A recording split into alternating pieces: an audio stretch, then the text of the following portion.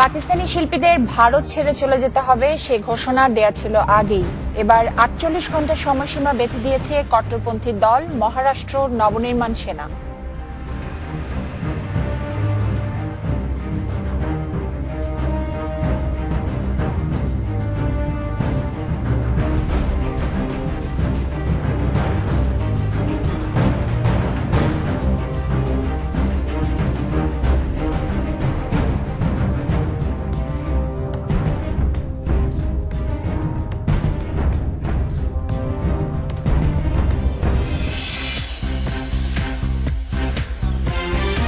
এই ১ ঘন্টা আপনাদের সঙ্গে আছে আমি খালেদ মহিউদ্দিন। সবশেষে খবর, আলোচনা বিশ্লেষণ নিয়ে থাকছে আমি কাজী মোহাম্মদ। খেলার মাঠের হার জিত এবং আনন্দ বেদনার সবশেষ খবর জানাচ্ছে আমি রুবাইদ ইফতেখার। তবে আগেই জানিয়ে দিচ্ছি শিরোনাম। তত্ত্বাবধায়ক নয় নিরপেক্ষ সরকারের অধীনে নির্বাচন চায় বিএনপি, অস্তিত্ব রক্ষায় এই ছাড় বলছে আওয়ামী লীগ। অর্থনীতির তুলনায় দেশে ব্যাংকের সংখ্যা বেশি, শৃঙ্খলা ফেরাতে একীভূত করার পরামর্শ বিশেষজ্ঞদের।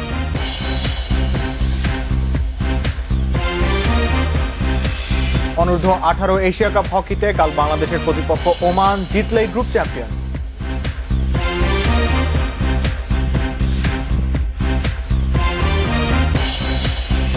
রাত ৯টায় বাংলাদেশ আজ মতামত পাঠানোর বিষয় দেশে ব্যাংকের সংখ্যা। মতামত পাঠাতে পারেন এসএমএস অথবা ফেসবুকে। আপনাদের মতামত জানিয়ে দিচ্ছি সংবাদের পরের অংশে। তত্ত্বাবধায়ক সরকারের অধীনে নির্বাচনের দাবি থেকে সরে এসেছে বিএনপি, পরিবর্তে নিরপেক্ষ সরকারের অধীনে নির্বাচনে যেতে চায় তারা।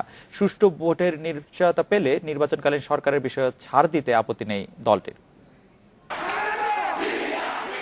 সংবিধান থেকে তত্ত্বাবধায়ক সরকারের বিধান বিলোপের পর বিএনপি আন্দোলন শুরু করে সেই তত্ত্বাবধায়ক সরকার ব্যবস্থা পুনর্বহালের দাবিতে। নিজেদের দাবিতে অনড় থাকে দলটি।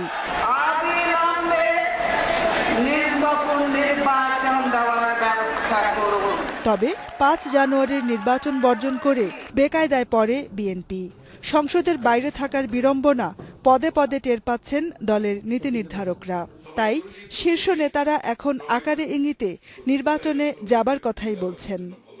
নিরপেক্ষ একটি সরকার থাকতে হবে যেটা জনগণের সকল নির্বাচনের সাথে সংশ্লিষ্ট সকলের কাছে গ্রহণযোগ্য হতে হবে। তত্ত্বাবধায়ক সরকার তো সকলের কাছে গ্রহণযোগ্য ছিল। আজকে যারা সরকারে আছে তাদের কাছে যদি আজকে এই নাম পছন্দ না হয় তারা অন্য নামেও ডাকুক, সেখানে তো কোনো সমস্যা নাই। ভারত, ব্রিটেন, ফ্রান্স সহ বিশ্বের কিছু গণতান্ত্রিক দেশের উদাহরণ টেনে বিএনপি নেতারা বলছেন দলীয় সরকারের অধীনেও ভালো নির্বাচন করার দৃষ্টান্ত বহু দেশে আছে। এটা দলীয় পক্ষপাতিত্বহীন নিরপেক্ষ আচরণ তারা করে থাকে।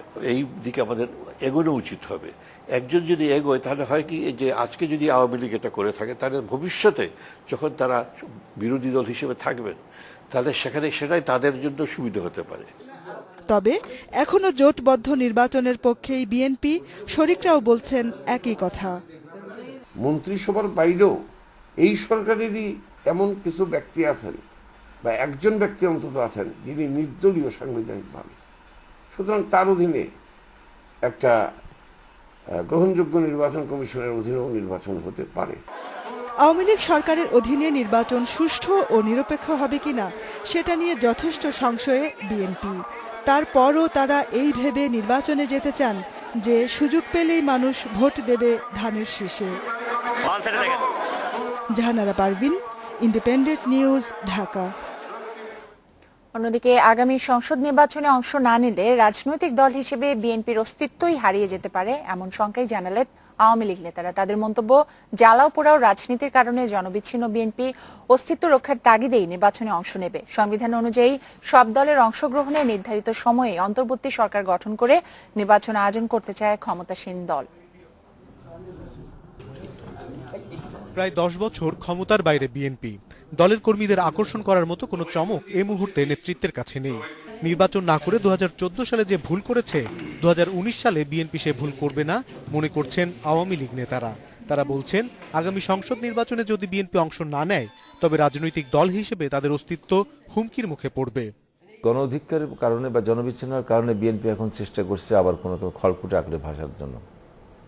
সেই বিএনপি যদি আগামী জাতীয় সংসদ নির্বাচনে অংশ না নেয়, আবারও যদি ভুল সিদ্ধান্ত নেয়, তাহলে বিএনপির পরিণতি হয়তো ভবিষ্যতে মুসলিম লীগের মতো হতে হবে। সংবিধান অনুযায়ী বর্তমান সরকারের অধীনেই জাতীয় সংসদ নির্বাচন হবে। আলটিমেটলি তাদেরকে নির্বাচন করতে হবে, না করলে যে নির্বাচন কমিশনের যে নিবন্ধন আছে রাজনৈতিক দলের, সেই নিবন্ধন বাতিল হয়ে যাবে। তার মানে কি পরবর্তী নির্বাচনের জন্য তারা অযোগ্য হয়ে যাবে। তত্ত্বাবধায়ক সরকারের দাবি থেকে সরে বিএনপি নমনীয় হওয়াকে খুব বেশি গুরুত্ব দিচ্ছেন না সরকারি দলের নীতি নির্ধারকেরা। তবে সব দলের অংশগ্রহণে অবাধ সুষ্ঠু নির্বাচন নিশ্চিত করতে এবং নির্বাচন কমিশনের উপর আস্থা বজায় রাখতে সব ব্যবস্থা নেওয়া হবে বলেও জানান তারা। আশা করব যে তারা অবশ্যই শুধু বিএনপি না, সব রাজনৈতিক দলের অংশগ্রহণে যাতে আগামী নির্বাচন হয়। অবাধ, নিরপেক্ষ এবং অংশগ্রহণমূলক নির্বাচন মানে এই নয় যে সেখানে রাজাকার আলবদররা বা স্বাধীনতা বিরোধীরা অংশগ্রহণ করবে। কাজেই এই দেশবিরোধী এবং মুক্তিযুদ্ধ বিরোধী শক্তিদেরকে বাইরে রেখেই একটি অংশগ্রহণমূলক নির্বাচনটাই হবে মূলত দেশের প্রধান সেন্টিমেন্টকে অনুসরণ করা। আওয়ামী লীগ নেতারা জানান, নির্বাচন নিয়ে বিএনপির সাথে এখনই সংলাপ করার সময় হয়নি। নির্বাচনের আগে পরিস্থিতি বুঝে ব্যবস্থা নেওয়া হবে। অনিমেষ কর, ইন্ডিপেন্ডেন্ট নিউজ, ঢাকা। সংকট সমাধানে দেশে ফিরেই সংলাপের উদ্যোগ নেবেন প্রধানমন্ত্রী, এমন আশা প্রকাশ করেছেন বিএনপির ভাইস চেয়ারম্যান শামসুজ্জামান দুদু। আলোচনা ছাড়া রাজনৈতিক সংকট সমাধান সম্ভব নয় বলে মনে করেন তিনি। সকালে জাতীয় প্রেস ক্লাবে সাংবাদিক আতাস আমাদের স্মরণ সভায় তিনি এসব কথা বলেন। সরকার সকলের অংশগ্রহণমূলক একটি নির্বাচনের ব্যবস্থা করবে, এটি আমাদের প্রত্যাশা। আর সংঘাত না, আর আন্দোলন না। আমরা যে কাজটি আলোচনা টেবিলে শেষ করতে পারি সেটি কেন রাজপথে নিয়ে যাব? প্রধানমন্ত্রীকে এটা বুঝতে হবে, তাকে আমরা স্বীকার করি। রামপাল বিদ্যুৎ কেন্দ্র নিয়ে ইউনেস্কোর দেয়া প্রতিবেদন বিরোধী মত প্রভাবিত বলে মন্তব্য করেছেন মন ও পরিবেশ সংক্রান্ত সংসদীয় কমিটির সভাপতি হাসান মাহমুদ। দুপুরে আওয়ামী লীগের ধানমন্ডি কার্যালয়ে প্রচার উপপরিষদের বৈঠক শেষে সাংবাদিকদের তিনি বলেছেন, পরিবেশের যেন ক্ষতি না হয়, সরকার সে বিষয়ে সচেতন। এই প্রতিবেদন যারা আন্দোলন করছে তাদের দ্বারা প্রভাবিত। সরকারের পক্ষ থেকে এই প্রতিবেদনের ব্যাপারে জবাব দেওয়া হচ্ছে, সেই লক্ষ্যে সরকারের মন্ত্রণালয়গুলো কাজ করছে। যখন জবাব দেওয়া হবে তখন বাস্তব চিত্রটা ইউনেস্কোর সামনে উপস্থাপিত হবে, তখন তারা অবশ্যই আশ্বস্ত হবেন। 3 বাংলাদেশি সহ জঙ্গি সংগঠন জেএমবির 6 সদস্যকে আটক করেছে ভারতীয় পুলিশ। এর মধ্যে ভারতে নিযুক্ত জেএমবির 2 ইউনিটের প্রধানও রয়েছে বলে জানিয়েছে পুলিশ। এদের মধ্যে 5 জন খাগড়াগড় বোমা হামলার সঙ্গে যুক্ত ছিলেন বলে অভিযোগ পুলিশের। আটক হওয়া 3 বাংলাদেশি হলেন আব্দুল কালাম, আনোয়ার হোসেন ফারুক ওরফে ইনাম ও মোহাম্মদ রফিক। রোববার কালামকে কোচবিহার এবং ইনাম ও রফিককে উত্তর 24 পরগনা থেকে আটক করে কলকাতা পুলিশের বিশেষ ইউনিট STF। ইনাম ও রফিকের বাড়ি জামালপুর। পুলিশ জানায়, ইনাম পশ্চিমবঙ্গের জেএমবি ইউনিটের প্রধান, কালাম ছিলেন কাছাড় ইউনিটের দায়িত্বে। গোয়েন্দারা জানিয়েছেন, দুর্গাপূজার সময় জঙ্গিরা বড় ধরনের নাশকতার প্রস্তুতি নিচ্ছিল। তাদের কাছ থেকে বিপুল পরিমাণ বিস্ফোরক দ্রব্য পাওয়া গেছে। জাহিদুল ইসলাম, যাকে ধরা হয়েছে অসমের কাছাড় থেকে, তার কাছ থেকে টিপ অফ পাওয়ার পর বিভিন্ন জায়গায় গোয়েন্দারা জাল বিছেন এবং সেই জাল বিছিয়ে 5 জনকে তারা ধরেছেন। যে 5 জনের মধ্যে রয়েছেন যে বাংলাদেশের যে জামাত উল মুজাহিদিন, তাদের যে সর্বাধিনায়ক, তার নির্দেশে যিনি কলকাতা বা পশ্চিমবঙ্গে তার নেতৃত্ব চালাতেন, সেই আনোয়ারুল ফারুককে ধরা হয়েছে। সেকেন্ড ইন কমান্ড ইউসুফকে ধরা হয়েছে। উল্লেখযোগ্য যে আনোয়ারুল ফারুক এবং ইউসুফ দুজনেরই মাথার থাম NIA অর্থাৎ ন্যাশনাল ইন্টেলিজেন্স এজেন্সি ধার্য করেছিল 10 টাকা করে। তাদের দুজনকে গ্রেফতার করা হয়েছে। তাদের গ্রেফতার করা কাশ্মীরে চলমান সহিংসতার জেরে সব পাকিস্তানি শিল্পীকে মুম্বাই ছেড়ে যেতে 48 ঘন্টার আলটিমেটাম দিয়েছে ভারতের কট্টরপন্থী দল মহারাষ্ট্র নবনির্মাণ সেনা। সময়সীমা পার হলে পাকিস্তানি শিল্পীদেরকে খুঁজে তাদের ভারত থেকে বের করে দেওয়া হবে বলেও হুমকি দেওয়া হয়েছে দলের পক্ষ থেকে। কাশ্মীরের উড়ি সেনা ঘাঁটিতে সন্ত্রাসী হামলার পর ভারত পাকিস্তানের তিক্ত সম্পর্কে যোগ হয় নতুন মাত্রা। পাকিস্তানকে সন্ত্রাসী দেশ আখ্যা দিয়ে দেশটির বিরুদ্ধে আন্তর্জাতিক প্রচার চালানোর ঘোষণা দেয় দিল্লি। জাতিসংঘের সাধারণ অধিবেশনেও চলে দোষারোপের রাজনীতি। এরই ধারাবাহিকতায় এবার কট্টরপন্থী দল মহারাষ্ট্র নবনির্মাণ সেনা মুম্বাই থেকে সব পাকিস্তানি শিল্পীকে চলে যাওয়ার জন্য 48 ঘন্টার আলটিমেটাম দেয়। একই সঙ্গে সামনে মুক্তি পেতে যাওয়া ইয়ে দিল হ্যায় মুশকিল ও রইস সিনেমা হলে চলতে না দেওয়ার হুমকি দিয়েছে দলের নেতারা। কারণ রইসে পাকিস্তানি মাহিরা খান ও ইয়ে দিল হ্যায় মুশকিল সিনেমায় কাজ করেছেন তারই স্বদেশী ফুয়াদ খান। হুমকি দেওয়া হয়েছে ছবি দুটির পরিচালক রাহুল ঢোলাকিয়া ও করণ জোহরকেও। এই বিষয়ে অবশ্য সিনেমা দুটির প্রযোজনা সংস্থার পক্ষ থেকে কোনো প্রতিক্রিয়া জানানো হয়নি। ভারতে পাকিস্তানি শিল্পীদের এ ধরনের হুমকি এবারই প্রথম না। গত বছর শিবসেনার হুমকিতে বাতিল করা হয় পাকিস্তানি গজল শিল্পী গোলাম আলীর কনসার্ট। সারোয়ার জামান, ইন্ডিপেন্ডেন্ট নিউজ। কাশ্মীরের উরি সেনাঘাঁটিতে হামলার জেরে পাকিস্তানের সঙ্গে থাকা সিন্ধু নদের পানি বন্টন চুক্তি নিয়ে নতুন করে ভাবছে ভারত। চুক্তির পটভূমি খতিয়ে দেখতে আজ পররাষ্ট্র, পানি সম্পদ সহ বেশ কটি মন্ত্রণালয়ের কর্মকর্তাদের সঙ্গে বৈঠক করতে যাচ্ছেন প্রধানমন্ত্রী নরেন্দ্র মোদী। পাকিস্তানের বিরুদ্ধে ব্যবস্থা নেওয়ার সব দিক খতিয়ে দেখতে চায় ভারত। সিন্ধুর পানি নিয়ন্ত্রণ করে ইসলামাবাদকে সাহায্য করার উপায় খুঁজছে দিল্লি। অবশ্য বিশ্লেষকেরা বলছেন এতে পাকিস্তানের সঙ্গে উত্তেজনা আরও বাড়বে। সিন্ধুর উৎপত্তি চীনে হলেও দুদেশের সাথে চুক্তিতে নেই বেইজিং।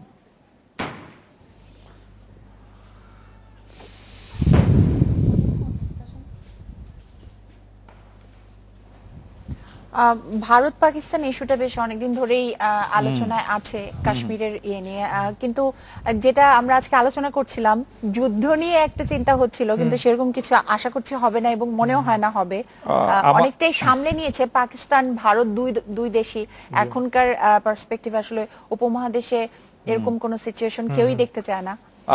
এটি আসলে দুই দেশে যতই হুমকি ধামকি এগুলি চলতে থাকুক, দুই দেশই আসলে খুব ভালো করে বোঝে যে একটি যুদ্ধ যে যত বেশি শক্তিশালী হোক, নিঃসন্দেহে ভারত সামরিক দিক দিয়ে পাকিস্তানের চেয়ে শক্তিশালী, কিন্তু তারপরও যদি সত্যিকারের যুদ্ধ হয় তাহলে যে ভারতের ক্ষতি খুব কম হবে সেরকমটি আসলে মনে হচ্ছে না। সেই জন্য নরেন্দ্র মোদী গতকালই আসলে জিনিসটি যেটি বলতে চেয়েছেন সেই বক্তব্যটিকে আমি যদি অনুবাদ করি অনেকটা এরকম দাঁড়ায় যে আসুন আমরা দারিদ্র্যকে মোকাবেলা করি, মানে এত মহান একটি আহ্বান। তো আবার আজকে জাতিসংঘে কথা বলেছেন ভারতের পররাষ্ট্রমন্ত্রী সুষমা স্বরাজ। আজকে কি গতকালকে, আমি ঠিক সময়টা দেশের হিসাবে গতকাল আমরা বলতে পারি, কিন্তু সেটি আজকের দিনের ডেটেই পড়বে। সেখানে উনি আবার যথেষ্ট কড়া ভাষায় বলেছেন পাকিস্তানের সম্পর্কে, যে পাকিস্তান যেটা করছে সেটা যথেষ্টই কড়া সমালোচনা করেছেন। তারপরও অনেকটাই স্তিমিত হয়ে এসেছে। তবে মজার ব্যাপার হচ্ছে ক্রিকেটীয় পয়েন্ট অফ ভিউ থেকে কালকে আমি জাভেদ মিয়াঁদাদের একটা ইন্টারভিউ পড়ছিলাম। তিনি কিন্তু সবসময়ের মতোই সে ভলাটাইল ক্যারেক্টার জাভেদ মিয়াঁদাদ, তিনি সবসময় বলছেন যে আসলে এটা এখন নিয়ন্ত্রণের বাইরে চলে গেছে, যে আমরা শিল্পীদের যাদের কথা বলছিলাম যে আসলে তাদের দিকে আঙ্গুল তোলা হচ্ছে যে তাদের বেরিয়ে যেতে হবে ভারত থেকে, বা পাকিস্তানও বলছে ভারতীয় শিল্পী তারা তাদের দেশে পারফর্ম করতে দেবেন না। জাভেদ মিয়াঁদাদ কিন্তু কোট করে বলছিলেন যে আসলে এটা এখন আর শিল্পী, সাহিত্যিক, ক্রীড়াবিদদের হাতে নেই, এটা পুরোপুরি একটা পলিটিক্যাল সিদ্ধান্ত। তবে তিনি বিশ্বাস করেন যে ভারত এবং পাকিস্তানের অধিকাংশ মানুষ, এবং তিনি একটা ফিগারও বলেছেন যে 80% জনগণ যুদ্ধ সাপোর্ট করে না, এবং সেই 20% মানুষের যারা বাকি রয়েছে তাদের কাজটাই হচ্ছে আসলে যুদ্ধংদেহী একটা ভাব ধরে রাখা। এবং জাভেদ মিয়াঁদাদের কথা আপনি বলছিলেন, জাভেদ মিয়াঁদাদ একটি কথা বলছেন সেখানে যে তিনি ভারত পাকিস্তানের মানুষ আসলে ভারত পাকিস্তানের মধ্যে ক্রিকেট খেলাই বেশি দেখতে চায়। আজকে আনন্দবাজার পত্রিকা তার কথা জুড়ে শিরোনাম করেছে মিয়াঁদাদের কি মাথা খারাপ, তিনি আসলে ক্রিকেট খেলার কথা বলছেন। তবে আরেকটা কোটেশন আমি আপনাদের দর্শকদের সাথে শেয়ার না করে পারছি না। বিবিসির সাংবাদিক বার্টিল লিন্টনার তার একটা বইয়ে গ্রেট গেম ইস্ট, সেখানে আমাদের সাবকন্টিনেন্টের পলিটিক্যাল ইকুয়েশনটা বিশ্লেষণ করতে যে বলেছিল যে আসলে আমাদের এখানে যতটা না একটা যুদ্ধের প্রয়োজন, তার থেকে বেশি যুদ্ধের প্রস্তুতিটা অনেক বেশি প্রয়োজন। আমি নির্মল সেনের কথা বলতে চাই। নির্মল সেন হচ্ছে গত শতাব্দীর শেষ দিকে আমাদের বলেছিলেন কার্গিল ঘুরে এসে যে যুদ্ধ হবে না তার প্রস্তুতি চলছে। যাই হোক আমরা একটা বিরতি নিচ্ছি। 9:21 ফিরে এলাম রাত 9টায় বাংলাদেশে। গাজীপুরের টঙ্গীর বিসিক শিল্প এলাকার টাম্পাকো ফয়েল কারখানার অগ্নি দুর্ঘটনায় আরো 3 জনের মরদেহ উদ্ধার হয়েছে। এ নিয়ে নিহতের সংখ্যা দাঁড়ালো 39। এই দুর্ঘটনার পর করা রিটের প্রেক্ষিতে কোম্পানির মালিকের ব্যাংক অ্যাকাউন্ট 3 মাসের জন্য জব্দ করার নির্দেশ দিয়েছে হাইকোর্ট। গত 10 সেপ্টেম্বর টাম্পাকো ফয়েলস কারখানায় ভয়াবহ বিস্ফোরণ ও অগ্নিকাণ্ড ঘটে। দুর্ঘটনার 16 দিন পর এখনো চলছে উদ্ধার কাজ। নিখোঁজ রয়েছে আরও 7 জন। তবে উদ্ধার করা মরদেহের মধ্যে কয়েকজনের পরিচয় এখনো নিশ্চিত হয়নি। এদিকে 19 সেপ্টেম্বর ক্ষতিগ্রস্তদের ক্ষতিপূরণ দেওয়ার নির্দেশনা চেয়ে রিট করে বেশ কয়েকটি মানবাধিকার ও পরিবেশবাদী সংগঠন। প্রাথমিক শুনানি শেষে আদালত নিহত ও আহত শ্রমিকদের ক্ষতিপূরণ কেন দেয়া হবে না জানতে চেয়েছে। কারখানার মালিক সৈয়দ মকবুল হোসেন, শ্রম ও কর্মসংস্থান সচিব সহ 19 জনকে এ রুলের জবাব দিতে বলা হয়েছে। কোম্পানির এবং টেম্পাকোর মালিকের ব্যাংক অ্যাকাউন্ট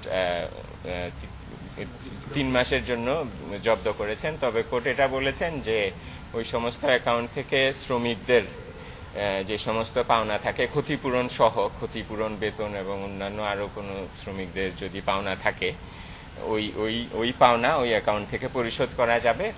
তবে টাম্পাকোর মালিক সৈয়দ মকবুল হোসেনের আইনজীবী জানান, শ্রম আদালতে সরকারের করা মামলার প্রেক্ষিতে ইতোমধ্যেই ক্ষতিপূরণের টাকা জমা দেওয়া হয়েছে।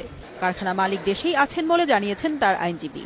যে লেবার কোর্টে কেস করেছিল ক্ষতিপূরণের টাকা জমা দেওয়ার জন্য, আমরা সেটা কমপ্লাই করেছি।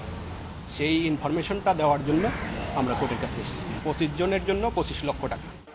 টাম্পাকোতে বিস্ফোরণে হতাহতের ঘটনায় কারখানার মালিক মকবুল হোসেনের বিরুদ্ধে ইতোমধ্যে থানায় 2টি মামলা হয়েছে। দুর্ঘটনার জন্য কর্তৃপক্ষের অবহেলার প্রমাণ মিলেছে বলে জানিয়েছে গাজীপুর পুলিশ। জান্নাতুল ফেরদাউস, ইন্ডিপেন্ডেন্ট নিউজ, ঢাকা। খেলাধুলার খবরের জন্য রুবাইদের কাছে আছি। বাংলাদেশ টিম কালকে জিতেছে, সেজন্য আপনারা অভিনন্দন পাবেন। আপনারা বলেছেন যে জিতবে, কিন্তু আপনার কাছে আজও কোনো খেলা খবর নাই। মানে কালকে কি খেলা হবে সেটা নিয়ে খেলার খবর আছে অবশ্যই। আজকে কানপুরে কিন্তু একটা ইন্টারেস্টিং খেলা হয়েছে।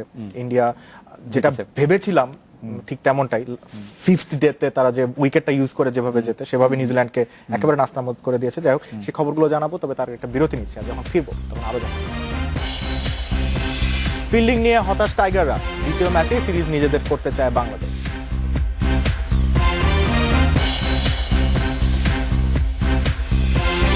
বিপিএল 4-এ সর্বোচ্চ ভিত্তিমূল্য সাকিব আল হাসানের, খেলবেন ঢাকা ডায়নামাইটস।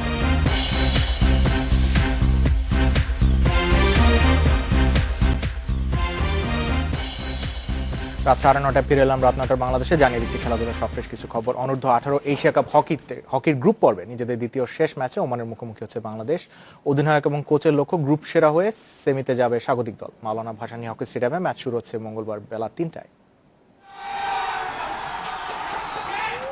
এই গ্রুপে নিজেদের প্রথম ম্যাচে ভারতকে হারিয়ে কিছুটা নিশ্চিন্ত বাংলাদেশ। ভারতের কাছে 11 গোল হজম করা ওমানের বিপক্ষে খাতা কলমের হিসেবে এগিয়ে থেকেই নামছে স্বাগতিকরা। সোমবার ভোরে অনুশীলন সেরে সারাদিন বিশ্রামেই ছিলেন খেলোয়াড়রা। শিষ্যদের ওপর বাড়তি চাপ দেননি কোচ জাহিদ হোসেন রাজু। তবে যখনই সুযোগ পেয়েছেন তখনই সতর্ক করেছেন দলকে, বুঝিয়ে দিয়েছেন কার কি দায়িত্ব। ব্যবধান দিয়ে তো কোনো ইয়ে না, আমাদের টিমটাকে মানে একসাথে কম্বাইন্ড কিভাবে হয়ে, যেমন লাস্ট যে ম্যাচে দেখা গেল আশরাফুল বেশি সংখ্যায় গোল পেয়েছে, আমরা ফিল্ড গোলের দিকে একটু মনোযোগী হব, কারণ নেক্সট ম্যাচগুলা ডে বাই ডে ইমপ্রুভ করতে হবে, সবার মধ্যে একটা সমঝোতা আসতে হবে, সেই দিকে বেশি নজর দেব। প্রায় 2 মাস একসাথে ক্যাম্প করেছে পুরো দল, তাই সতীর্থদের উপর পূর্ণ আস্থা আছে অধিনায়কের। কোনো ধরনের অঘটনের আশঙ্কা মাথায় আনছেন না তিনি। মনকে অবশ্যই কঠিন মনে দিচ্ছে, কারণ ওরা সবসময় আমাদের জন্য একটা বিপদের টিম, কারণ আমাদের সিনিয়র টিমে ওরা একটা কুফা টিম হয়ে দাঁড়ায়। তো আমরা যে এই জিনিসটা আমরা ওভারকাম করবো ইনশাল্লাহ, চেষ্টা করবো যে কালকে ওদের সাথে আমাদের ম্যাচ, আমরা চেষ্টা করবো যে ওদের সাথে আমরা যতটা ভালো খেলা দিই। বিপদের সংখ্যা ইনশাল্লাহ করতেছি না, কারণ আমাদের প্লেয়ারদের যে অ্যাবিলিটি, যে কনফিডেন্স লেভেল, ইনশাল্লাহ আমরা জিতবো ইনশাল্লাহ। ওমানের সাথে ড্র করলেই গ্রুপ চ্যাম্পিয়ন হবে স্বাগতিক দল, তবে পূর্ণ 3 পয়েন্টেই চোখ রুম্মনদের।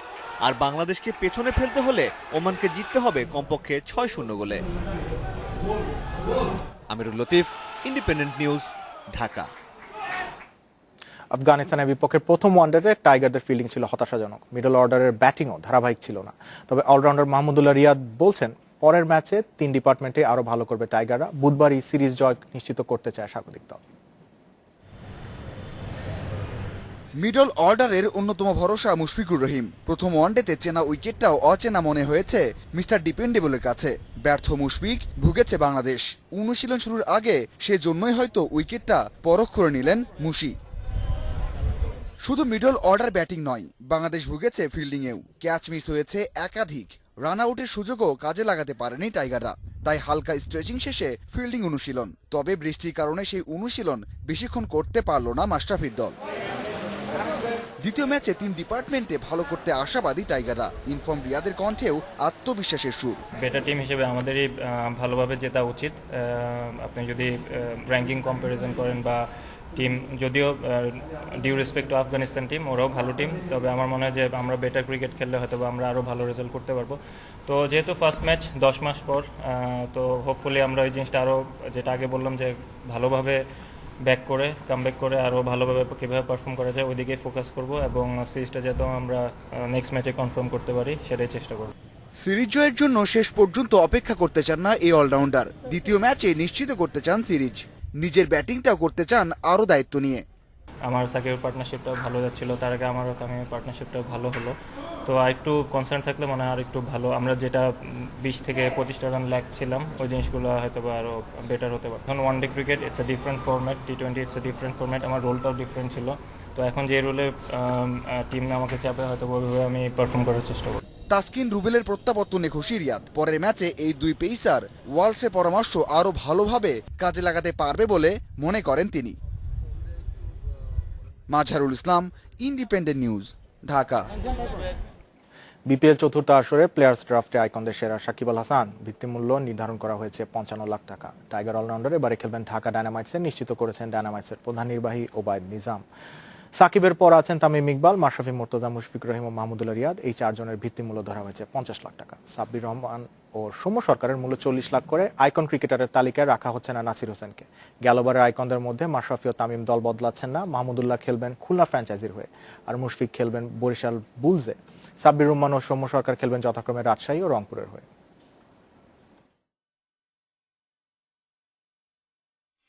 কানপুর টেস্টে রবিচন্দ্রন অশ্বিনের স্পিনের কাছে হার মানতে হয়েছে নিউজিল্যান্ডকে। প্রথম টেস্টে 197 রানে জিতে 3 ম্যাচ সিরিজে 1-0 ব্যবধানে এগিয়ে গেছে ভারত। শেষ দিনে 434 রানের টার্গেটে ব্যাট করতে নেমে 236 রানে গুটিয়ে যায় ব্ল্যাক ক্যাপস। 4 উইকেটে 93 রান নিয়ে পঞ্চম দিনে ব্যাটিংয়ে নামে নিউজিল্যান্ড। আগের দিন 38 রানের লুক রংকি ও 8 রানে অপরাজিত থাকা মিচেল স্যান্টনার দিনের শুরুটা করেন ভালো। 80 রানে জাদেজার বলে আউট হন রংকি, আর 71 রান করা স্যান্টনারকে ফেরান অশ্বিন। 132 রানে 6 উইকেট নেন অশ্বিন। গড়েন টেস্ট ক্রিকেটে দ্বিতীয় দ্রুততম 200 উইকেট শিকারের রেকর্ড। ম্যাচে 10 উইকেট নিয়েছেন অশ্বিন।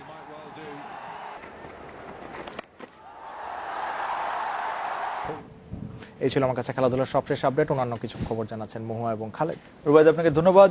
অর্থনীতির আকারের তুলনায় দেশে ব্যাংকের সংখ্যা বেশি বলে মনে করেন বিশ্লেষকেরা, ফলে এ খাতে বাড়ছে অনিয়ম। শৃঙ্খলা ফেরাতে ব্যাংকগুলিকে একীভূত করার পরামর্শ দিয়েছেন তারা।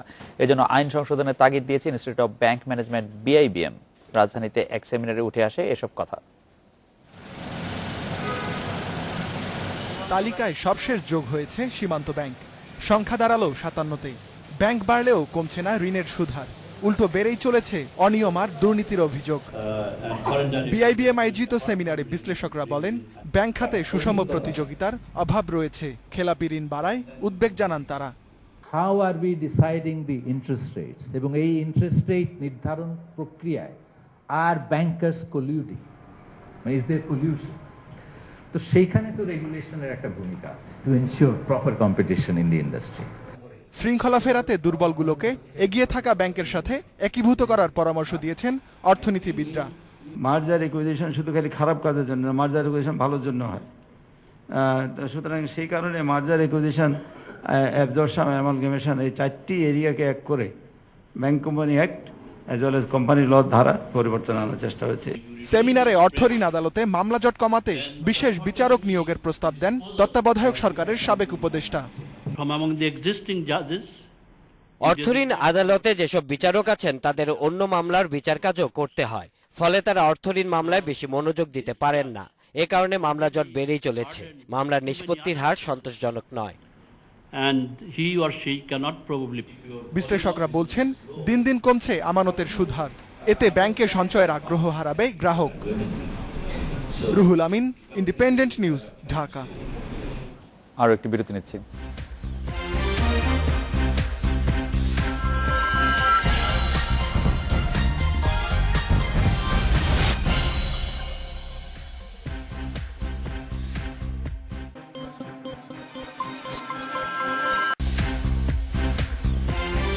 নটা 47 আমরা ফিরলাম।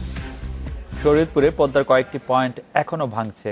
ঘরহারা মানুষ খাবার ও বিশুদ্ধ পানির সংকটে পড়েছে। কিছু ত্রাণ দেয়া হলেও তা পর্যাপ্ত নয় বলে অনেকের অভিযোগ। এদিকে পুনর্বাসনের জন্য সবাইকে সহযোগিতার আশ্বাস দিয়েছে জেলা প্রশাসন।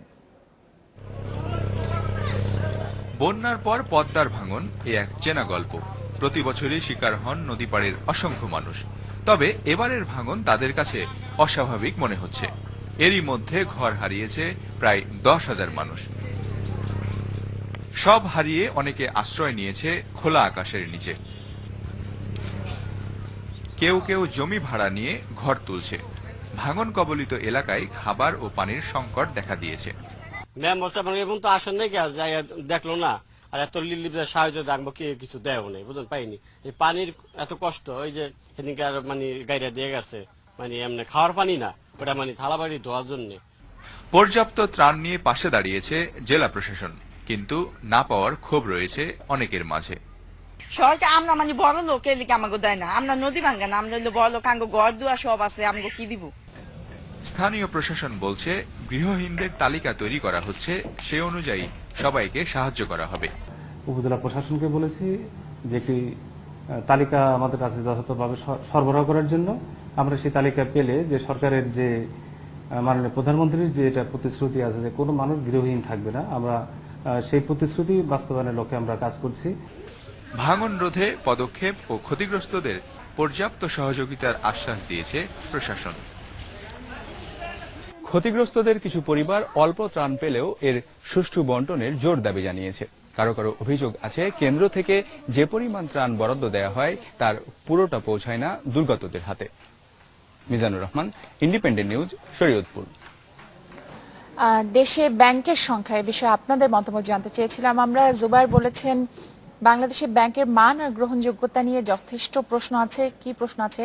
আমিন বলছেন সরকারের রাষ্ট্রায়ত্ত ব্যাংকের প্রতি মনোযোগ বাড়ানো বেশি গুরুত্বপূর্ণ। মানিক বলছেন ব্যাংকিং সেবার মান বৃদ্ধি পাওয়ার কারণে দেশ এবং দেশের বাইরের লেনদেন প্রক্রিয়া সহজ হয়েছে। মিজান বলছেন অনেক ব্যাংক ইসলামের নাম ব্যবহার করে জনগণকে ধোঁকা দিচ্ছে, এদের বিরুদ্ধে ব্যবস্থা নেওয়া উচিত। আর সাইফুল বলছেন যে দেশে অর্থনীতি স্বচ্ছ নয় সে দেশে এত ব্যাংক থাকার দরকার নেই। তারেক বলছেন দেশের সরকারি ব্যাংকগুলোর অরাজকতা বন্ধ করা দরকার। সাদেক বলছেন আমাদের দেশের ব্যাংকগুলোর সিকিউরিটি ব্যবস্থা এখন অনেক দুর্বল, যার ফলে ব্যাংকে টাকা চুরির মতো ঘটনাগুলো ঘটছে। মাহবুব বলছেন দেশে ব্যাংকের সংখ্যা বাড়ছে যা অর্থনীতিকে গতিশীল করবে। দুটো এসএমএস এর প্রতি আপনাদের দৃষ্টি আকর্ষণ করতে চাই। আমিন যে এসএমএসটা করেছেন যে সরকারের রাষ্ট্রায়ত্ত ব্যাংকগুলোর প্রতি মনোযোগ বাড়ানো বেশি গুরুত্বপূর্ণ। সাদেকের যে সিকিউরিটি ব্যবস্থা, আমরা কিন্তু রিসেন্টলি যে কেন্দ্রীয় ব্যাংক থেকে যে টাকা চুরির যে ঘটনা সেটাতে কিন্তু প্রতীয়মান হয় যে আসলে আমাদের সাইবার সিকিউরিটির ক্ষেত্রে আমরা কিছুটা কিন্তু এখনো পিছিয়ে রয়েছে এবং এটিএম জালিয়াতির ঘটনাও কিন্তু বেশ কিছু ঘটেছে। আমার কাছে কিন্তু মনে হয় যে রাষ্ট্রায়ত্ত ব্যাংকের প্রতি মনোযোগ সরকার বাড়াতে পারে, কিন্তু মনোযোগ বাড়িয়ে সেটা কি করবে আমি সেটা জানি না। সরকারের ব্যাংক করা উচিত কিনা, কয়টা করা উচিত, রাষ্ট্রায়ত্ত ব্যাংক এরকম থাকা উচিত সেটা নিয়ে অর্থনীতিবিদরা নানা ধরনের নানা কথা বলেন। এখন রাষ্ট্রায়ত্ত ব্যাংক যতগুলি আছে, আপনি বেসিক ব্যাংক বা রাকাব সহ সোনালী ব্যাংক, অগ্রণী ব্যাংক, জনতা ব্যাংক এর কথা যদি বলেন, এর কতগুলি আসলে সরকারের আয়ত্তে কতখানি থাকা দরকার সেটা নিয়ে আমার আসলে প্রশ্ন আছে। কিন্তু আমি অনেক, যেহেতু আমি ভালো অর্থনীতি বুঝি না, কিন্তু আমি অনেকের কাছে খুব আগ্রহী জানতে চাইছিলাম যে ব্যাংক কেন এত একটা মানে আগ্রহী, মানে সবাইকে ব্যাংক করতে আগ্রহী।